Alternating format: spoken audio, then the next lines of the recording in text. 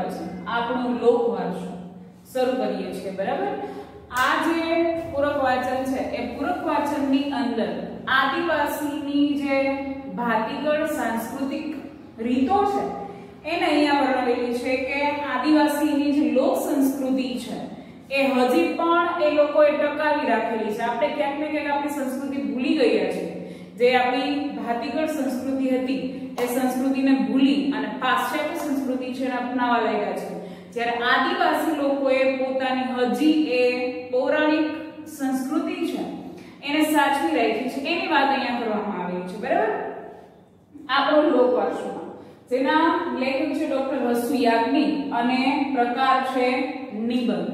હવે આદિવાસી લોકો છે એ પોતાનું સાહિત્ય હોય, પોતાના વાદ્યો હોય, પોતાની રહેણી કહેણી હોય, બરાબર, એને હજી સુધી પણ કેવી રીતે ટકાવી રાખી છે અને કેવું હોય એની સંસ્કૃતિ કેવી છે એ આપણને આ ચેપ્ટરમાં દર્શાવેલી છે।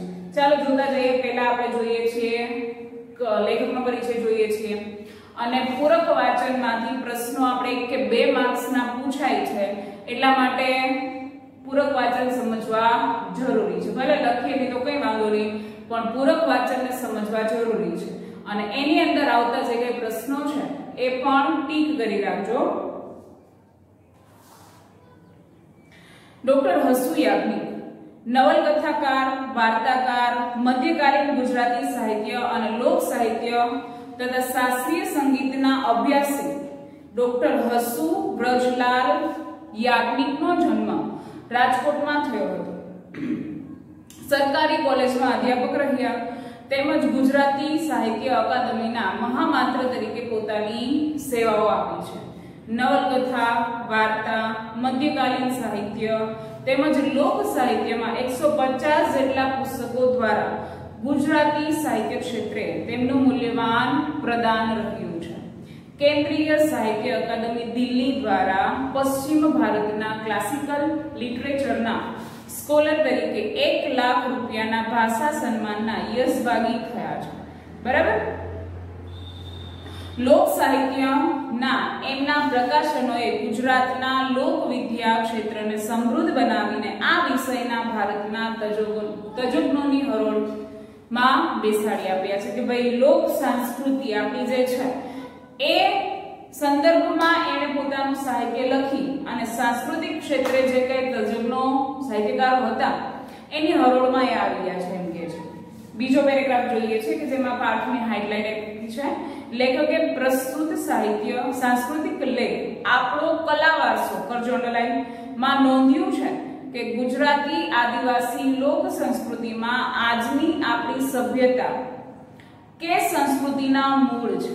બરાબર, આદિવાસીઓના ભાતીગળ લોક સાહિત્યમાં આજે પણ એવું કંઠસ્થ સાહિત્ય મળે છે। કંઠસ્થ એટલે મોડે થયેલું, જેના મૂળ વૈદિક, પૌરાણિક તેમજ મધ્યકાલીન સંસ્કૃત, પ્રાકૃત, જૂની ગુજરાતીના સાહિત્યમાં જોવા મળે છે।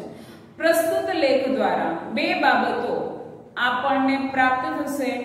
આદિવાસી લોકકલા સંસ્કૃતિમાં પ્રચ્છન્ન રહેલી જીવન અને જગતને જોવાની દ્રષ્ટિ તેમજ અન્યના હિતને જોડીને સાંભળી લેવાની શક્તિ।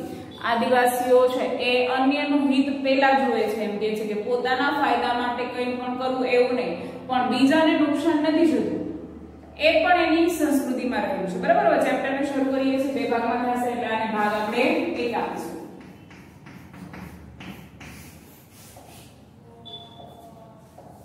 ચાલો જોઈએ હવે। સિંહને પ્રાણી સંગ્રહાલયના પાંજરામાં કે સર્કસમાં જોઈએ તેના બદલે એને વન ઉપવનના પ્રાકૃતિક પરિવેશમાં, પરિવેશ એટલે કે વાતાવરણમાં વિહરતો જોઈએ તેમાં ઘણો તફાવત છે। સિંહને આપણે એમનેમ જંગલમાં ફરતો જોઈએ કે એને પ્રાણી સંગ્રહાલયમાં બંધ હાલતમાં જોઈએ, એ સિંહમાં અને એની પ્રકૃતિમાં ઘણો બધો તફાવત જોવા મળે છે એમ કહે છે। આ જ રીતે આપણે આદિવાસી લોકકલાને રંગમંચ પર નિહાળીએ અને એને આદિવાસીના મુક્ત એટલે કે સ્વતંત્ર વિહારમાં રજૂ થતી જોઈએ, એ બંનેમાં જમીન આસમાનનું અંતર છે। રંગમંચ ઉપર આપણે ઢાળીએ છીએ, એના જેવી સંસ્કૃતિ લાવવાની કોશિશ કરીએ છીએ, પણ નાટકના મંચ ઉપર એને ભજવી શકાતી નથી યોગ્ય રીતે આબેહૂબ. તો રંગમંચ ઉપર આદિવાસી સંસ્કૃતિ જોઈએ કે જંગલના મુક્ત વાતાવરણમાં જોઈએ, એ બેમાં તફાવત છે. એમ કે તમે ગીર સાઈડ, તાલાળા સાઈડ જાઓ તો ત્યાંના જે નેસમાં અથવા તો ત્યાંની જે જંગલોમાં રહેતા આદિવાસીઓ છે એના જ્યારે પારંપરિક તહેવારો આવે છે તો એ તહેવારો એ લોકોની સમક્ષ એની ઉજવણી કરતા હોય છે. બરાબર? એ લોકોને ત્યાં જ આપણે જોઈ શકીએ છીએ એમ કે છે. અને આપણે અહીંયા એવા વસ્ત્રો પહેરી અને નાટક ઉપર ભજવીએ તો એની મૂળ સંસ્કૃતિની ખાલી આચેની ઝલક મળશે. આપણે એની સંસ્કૃતિને આબેહૂબ થઈ શકશું નહીં. એ બેની વચ્ચે જમીન અને આસમાનનો ફેર રહેશે. આવા ભેદનો અંગત અનુભવ લેવો હોય તો આપણે ફાગણને ગીત નૃત્યથી વધામણા આપતા ભીલ આદિવાસીઓને અરવલ્લીના પહાડી ક્ષેત્રમાં જ જોવા જોઈએ. એ જ રીતે વર્ષા ઋતુમાં ડાંગના આદિવાસીઓની લોકકલાઓ જોવી જોઈએ. કરજો અંડરલાઈન. બરાબર? અરવલ્લીના જે પહાડી ક્ષેત્રો છે ત્યાંના ભીલ આદિવાસીઓ ફાગણ અને એ મહિનાની આજુબાજુમાં, જ્યારે વર્ષા ઋતુમાં ડાંગના આદિવાસીઓ છે એની લોકકલાઓ જોવી જોઈએ. અહીં જોઈ શકાશે કે પ્રકૃતિ જ આદિવાસી લોકકલાનું સંલગ્ન એટલે કે જોડાયેલું એક એવું અભિન્ન અંગ છે. અભિન્ન એટલે કે અલગ ન કરી શકાય. જો આદિવાસી લોકોની સંસ્કૃતિ હજી સુધી ટકી હોય કે એ લોકોએ ટકાવી શક્યું તો એનું એકમાત્ર કારણ છે કે પ્રકૃતિની સાથે રહે છે. પ્રકૃતિ એ એનું મૂળ હેતુ, એનું પરિવહન, એનું જીવન કે જે કંઈ કયો એનું સંસ્કૃતિનું મૂળ એ બધું પ્રકૃતિ છે. જંગલને છોડીને પોતાની સંસ્કૃતિમાં જીવી શકતા નથી. તો પ્રકૃતિ એ આદિવાસી લોકકલાનું એક અભિન્ન અંગ છે એમ કે છે. ગ્રામીણ કે નાગરિક પરંપરામાં એવું નથી. બરાબર? આથી તેવી કલાઓ રંગભૂમિ પર પણ માણી શકાય છે કેમ કે ત્યાં પ્રકૃતિ જ સંલગ્ન અંશ નથી. ગ્રામીણમાં કે શહેરમાં રહેતા આદિવાસીઓ છે એને આપણે એની કલાઓ છે રંગભૂમિ એટલે કે નાટક મંચ ઉપર જોઈ શકીએ છીએ અને માણી શકીએ છીએ. શું કામે? તો કે એવા જે આદિવાસીઓ છે એ આદિવાસીઓ પ્રકૃતિની સાથે જોડાયેલા નથી એટલે આપણે એને રંગમંચ ઉપર જ માણી શકીએ છીએ. બંને વચ્ચેના ભેદનું આ પહેલું કારણ છે કે જે લોકો આદિવાસીઓ છે અને પ્રકૃતિની સાથે રહીને જંગલમાં રહે છે એ અને ગ્રામીણ વિસ્તારમાં રહેતા જે આદિવાસીઓ છે એની પ્રકૃતિની સાથે ન જોડાયેલા હોવાથી બેની જે કલા છે એ કલામાં અંતર આવી જાય છે કેમ કે એક પ્રકૃતિની સાથે જોડાયેલું છે, એક પ્રકૃતિથી વિમુખ થયેલું છે. ગ્રામીણ અને આદિવાસી લોક સંસ્કૃતિને જુદી પાડતું બીજું મહત્વનું કારણ બંનેની પરંપરાઓ અને પરિસ્થિતિ વચ્ચેની ભિન્નતા છે. જો શું કીધું છે? ગ્રામીણ અને આદિવાસી લોક સંસ્કૃતિ ને અલગ પાડતું એક બીજું મહત્વનું અંગ શું છે? તો કે બંનેની પરંપરાઓ અને પરિસ્થિતિઓ. ગ્રામીણ નાગરિક નિશ્ચિત અને સ્થિર એવા આજીવિકાના સાધનો ધરાવે છે. જે ગામડામાં રહે છે એની અને જંગલમાં રહેતા આદિવાસીઓની વચ્ચે શું ભેદ છે? તો કે ગામમાં જે લોકો રહે છે એ નિશ્ચિત આજીવિકા એટલે કે જીવન નિર્વાહનું સાધન મતલબ કે નોકરી ધંધો કરતો હશે એમ કહેવા માંગે છે. નાગરિકોને શાસકીય કાયદાઓ અને સંરક્ષણનો લાભ મળે છે. જે ગામડામાં રહે છે, શહેરમાં રહે છે એ લોકોને શાસકીય કાયદાઓ અને સંરક્ષણ એટલે કે પોતાના રક્ષણના લાભો મળે છે. બરાબર? જ્યારે એ લાભ છે એ આદિવાસીઓ જંગલમાં મેળવી શકતા નથી. પ્રાચીન કાળથી તે આજ સુધી તેમને પ્રજા તરીકેના, નાગરિક તરીકેના અધિકારો અને લાભો મળ્યા. એ સાથે જ જેમ જેમ સમય વહેતો ગયો, શાસકો બદલાતા ગયા, તેમ તેમ તેમના આજીવિકા એટલે કે આવકના સ્ત્રોત, ખાનપાન, વસ્ત્રાભૂષણ, બોલી, ભાષા વગેરેમાં નવું પરિવર્તન આવતું ગયું. જેમ પ્રાચીન કાળથી અત્યાર સુધી આદિવાસી જે પ્રજા છે એને નાગરિક તરીકેના અધિકારો ક્યારે મળ્યા? તો કે શાસન ઉપર જેમ જેમ નેતાઓ બદલતા ગયા, બરાબર, એમ આ જે આદિવાસી લોકો છે એના હકો છે એ બદલતા ગયા અને એની બોલી, એની ભાષા, એના પહેરવેશમાં નવું પરિવર્તન આવતું જાય છે. જૂનું લુપ્ત થતું ગયું. આની સામે આદિવાસીઓને તો છેક પ્રાચીન કાળથી તે બ્રિટિશ અમલ સુધી તરફ તો ધ્યાન આપ્યું, દારૂબંધી અને વન સંરક્ષણના કાયદાઓ કર્યા, પરંતુ તે બધું આદિવાસીઓના ભોગે અને પોતાનું વેપાર હિત જાળવવા કર્યું.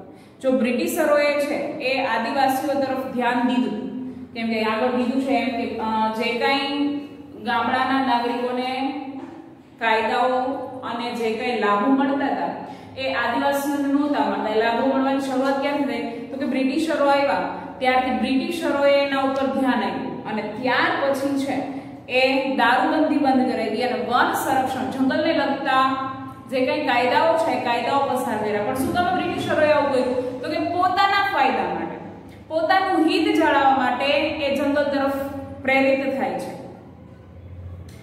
આઝાદી પછી જ હકીકતે શાસન દ્વારા આદિવાસીઓને એક પ્રજા તરીકે, નાગરિક તરીકે સ્વીકાર થયો અને એમના હિત અધિકારો અમલમાં આવ્યા.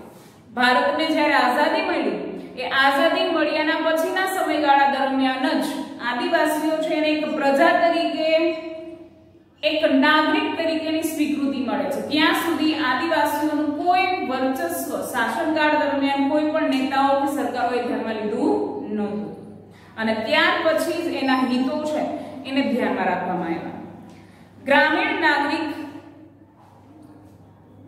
સમાજ અને આદિવાસી સમાજ વચ્ચે પ્રાચીન કાળથી આરંભીને તે બ્રિટિશ રાજ્ય અમલ સુધીના સુદીર્ઘ ગાળામાં જે શાસકીય લાભથી સંપૂર્ણ વંચિત રહેવાની પરિસ્થિતિનું એક પરિણામ એ આવ્યું કે તેઓએ પોતાના પોષણ સંરક્ષણ માટે પોતાની એવી સામાજિક વ્યવસ્થા ઊભી કરી અને પોતાની અસલ પરંપરાને મૂળ રૂપમાં જ જાળવી રાખી.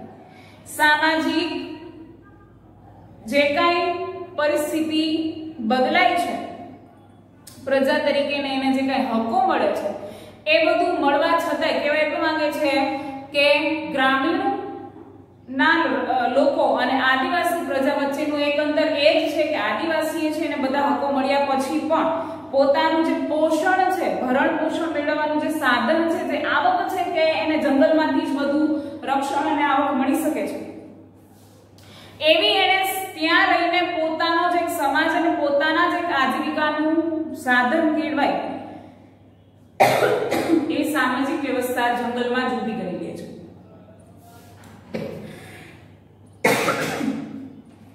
અને પોતાની અસલ પરંપરાને મૂળ રૂપમાં જ જાળવી રાખી. વ્યક્તિ, કુટુંબ અને સમાજમાં એમના એક મુખ્ય નાયક, મુખી, પંચના જ નિર્ણયને સ્વીકાર્યો. આદિવાસીઓને ભલે નાગરિકતા મળી જતી હોય પ્રજા તરીકેની, બરાબર, પણ છતાંય એણે પોતાના જે મુખી છે, પોતાનો જે નાયક છે અને પોતાનો જે પંચ છે એના જ નિર્ણયોને એ યોગ્ય ઠેરવે છે. સમાજમાં સૌ સંગઠિત અને સુરક્ષિત રહે તે માટે સમાજ માન્ય નીતિઓ, ધોરણો, રૂઢિઓ, આસ્થાઓ વગેરેની પરંપરાને તેઓ વળગી રહ્યા.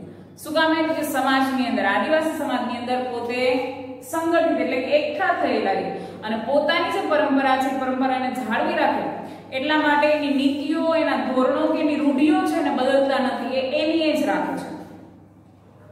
પ્રકૃતિ સાથેનો જ એમનો અતૂટ નાળી સંબંધ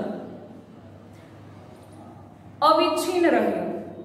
પોતાના આજીવિકા અને સંરક્ષણ એમણે પોતાની રીતે જ પ્રાપ્ત કર્યા. બરાબર, એણે કોઈ ઉપર આધાર ના રહે કે મારું રક્ષણ આદિવાસીઓ કહે છે કે અમે ખુદ જાતે કરીશું. જળ અને ચેતન બધું જ સજીવ છે, બધામાં આત્મા છે. જો જળ અને ચેતન, સજીવ અને નિર્જીવ, એ બધું જ કેવું છે તો કે જીવંત છે એમ કે છે. પછી એ વૃક્ષ હોય, વ્યક્તિ હોય કે જંગલની કોઈ પણ વસ્તુ હોય, એને પણ એ સજીવ માને છે. બધામાં આત્મા છે. પહાડો આપણા પિતા અને નદીઓ આપણી માતા. આ બધું જ આદિકાળની માન્યતા, આસ્થા, ધારણા અને તેના આધારે રચાયેલી પુરાણ કથાઓનો એમણે સ્વીકાર કર્યો. જંગલની અંદર રહી અને જે કાંઈ જળ અને ચેતન વસ્તુ છે એને પોતે જીવંત સમજે છે. નદીઓ આપણી માતા છે અને પર્વતો આપણા પિતા છે એવું સમજી વિચારી અને એના ધારા ધોરણોને સ્વીકારી લે છે. વન, પર્વત, નદી, વનસ્પતિ, પશુ, પક્ષી, કીટકો, સરીસૃપો વગેરેને પોતાની પરંપરાઓ સાથે પોતાના અંગો જેવા જ માન્યા. જંગલની અંદર રહેતા જે કંઈ નાના મોટા પશુ, પંખી કે પ્રાણીઓ છે એને ક્યારેય પોતાનાથી અલગ સમજતા નથી, પોતાનું જ જાણે કે એક અંગ છે, એક અંગ સમજીને એની સાથે જંગલમાં વસવાટ કરે છે. આથી જ આદિવાસી સંસ્કૃતિમાં આ સંસ્કૃતિએ જ જેને પેદા કરી એ કલાઓનો સમાવેશ થાય છે. એમાં કલા અને સંસ્કૃતિ એવું દ્વંદ્વ નથી. દ્વંદ્વ એટલે કે યુદ્ધ. કલા અને સંસ્કૃતિ એક જ છે એમ કે છે, પરંતુ કલા એ જ સંસ્કૃતિનું પરિચાયક એવું અંગ છે. પરિચાયક એટલે કે પરિચય આપતું. જે કલા છે, નાટ્ય કલા હોય કે નૃત્ય ભરતી કલા હોય કે કંઈ પણ એવા ભાતીગળ જે કઈ પરંપરાઓ છે એને વળગી રહ્યા છે એમ કે છે. સંસ્કૃતિમાંથી જ કલા જન્મે અને પછી એ જ કલા સંસ્કૃતિને ટકાવી રાખે છે. કોઈ પણ એવી કલા હોય જેમ કે નૃત્ય હોય, નાટક હોય, ચિત્ર હોય, એ આપણી સંસ્કૃતિમાંથી જ ઉત્પન્ન થાય છે અને એ સંસ્કૃતિના હિસાબે જ કલા ટકી રહે છે. ગરબા છે એ આપણી સંસ્કૃતિમાંથી ઉત્પન્ન થયેલી છે કલા, બરાબર, નૃત્ય છે, પણ એ ગરબાને ગુજરાતી સંસ્કૃતિ તરીકે ટકાવી રાખનાર પણ એ ગરબા જ કલાને ટકાવી રાખે છે અને ગરબા સંસ્કૃતિમાંથી ઉત્પન્ન થયા છે એવું કહેવા માંગે છે કે આદિવાસી સંસ્કૃતિ જો આદિવાસીઓ ટકાવી રહી છે તો એના કલાના હિસાબે અને એના કલામાંથી જ ફરી પાછી એની જે સંસ્કૃતિ છે એની ઓળખ ઊભી થાય છે. અહીંયા સુધીનો આપણો આ ભાગ રાખીએ છીએ, બાકીનો આપણે આવતા લેક્ચરમાં